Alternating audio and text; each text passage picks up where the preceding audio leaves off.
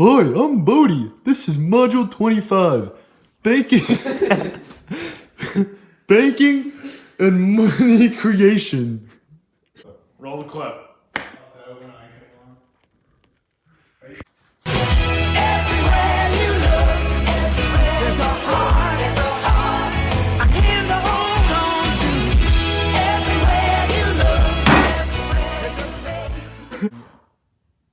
Hey, Econ class. A bank is a financial intermediary that uses bank deposits to finance borrowers' investments. Bank reserves are the currency that banks hold in their vaults, plus their deposits at the Federal Reserve. Go. To understand the role of banks in determining the money supply, we start by introducing a simple tool for analyzing a bank's financial position. What's it called, Pete? A T account.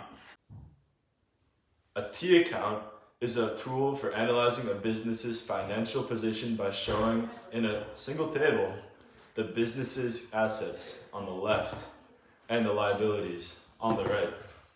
In this example, for Pete's Snow Cone Company, his assets are his property in his snow cone machine, and his liabilities are his loans from the bank.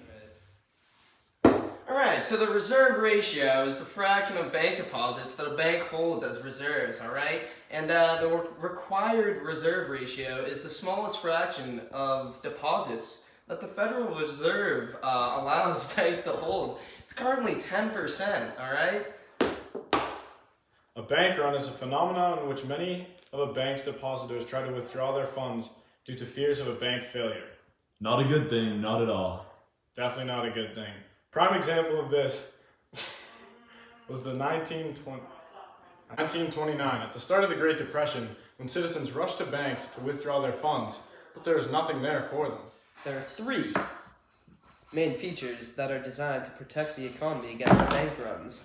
Deposit insurance, capital requirements, and reserve requirements. Go.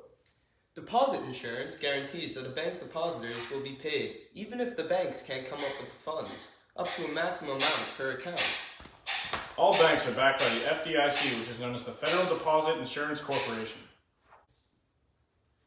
Reserve requirements are rules set by the Federal Reserve, the Fed, that determine the required reserve ratio for banks.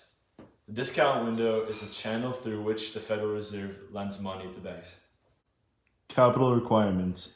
Regulators require that the owners of banks hold substantially more assets than the value of bank deposits. Hey, Beta, how do banks determine the money supply? First, banks remove some currency from circulation. Dollar bills that are sitting in bank vaults as opposed to sitting in people's wallets aren't part of the money supply. Second, and much more importantly, banks create money by accepting deposits and making loans. That is, they make the money supply larger than just the value of currency in circulation. Thanks, Pete. Oh, hey there, Pete.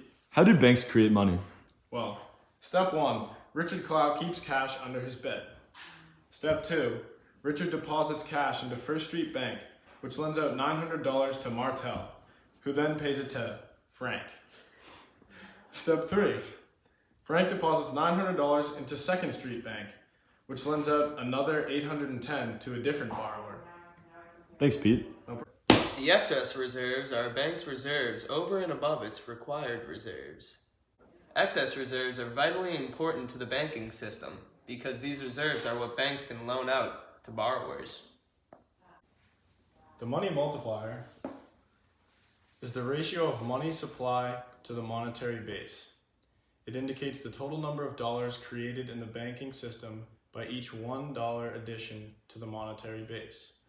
It is represented by 1 over the reserve ratio. To define the money multiplier in practice, we need to understand that the Federal Reserve controls the monetary base. The monetary base is the sum of currency in circulation and bank reserves. Here's a little fun fact. Currency held as bank reserves isn't part of the money supply, but it is part of the monetary base. Wow, that is fun, right, Pete? I didn't know that. To help understand the monetary base and money supply, let's look at a quick diagram. Here we have the bank reserves, which is also known as the monetary base. Over here, we have checkable bank deposits, which are known as the money supply. Together, they make up the currency in circulation. To put this all into a context, let's look at a real-life example. As many of you know, the United States is in the early stages of a recession as a result of the recent coronavirus that has spread around the world. In the past few weeks, the Federal Reserve has pumped billions of dollars into the stock market to help stabilize prices in the US economy as a whole. This money from the Federal Reserve was initially not a part of the money supply, but once these funds were put into the stock market, they became a part of the money supply. So here you can see, all the money from the Federal Reserve was over here, and then once it was pumped into the stock market, it entered currency in circulation. Go. Let's do some review questions. First question. Bank reserves include which of the following? Currency in bank vaults, bank deposits held in accounts at the Federal Reserve, customer deposits in bank checking accounts. I'll give you a few moments to figure it out.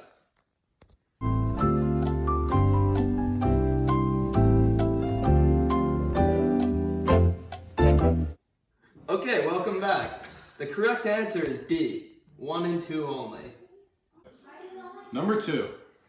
The fraction of banks' deposits actually held as reserves is the A. Reserve ratio, B. Required reserve ratio, C.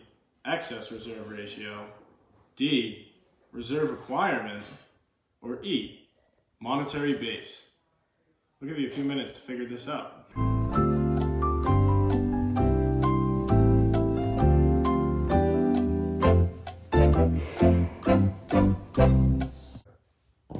Welcome back.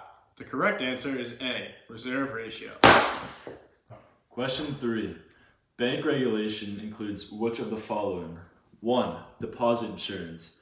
2. Capital requirements. And 3. Reserve requirements. I'll give you a few minutes to figure this out.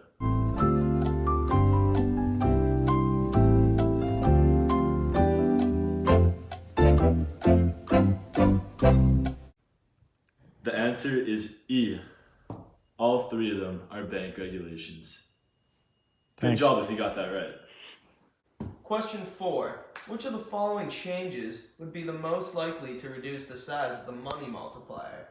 A. A decrease in the required reserve ratio. B. A decrease in the excess reserves.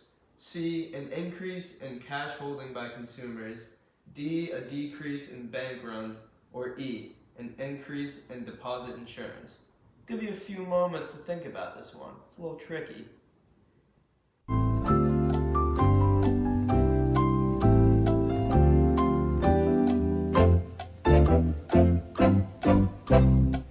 Welcome back.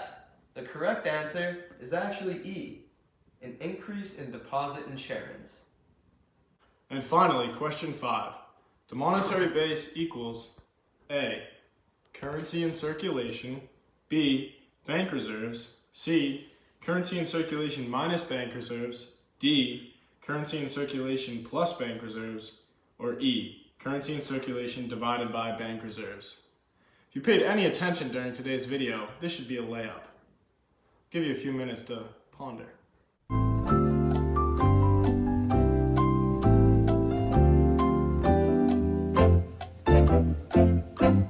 Okay, back to it. The correct answer is D. Currency in circulation plus bank reserves. Hey Econ class, thank you so much for watching. See you back here next week for Module 26.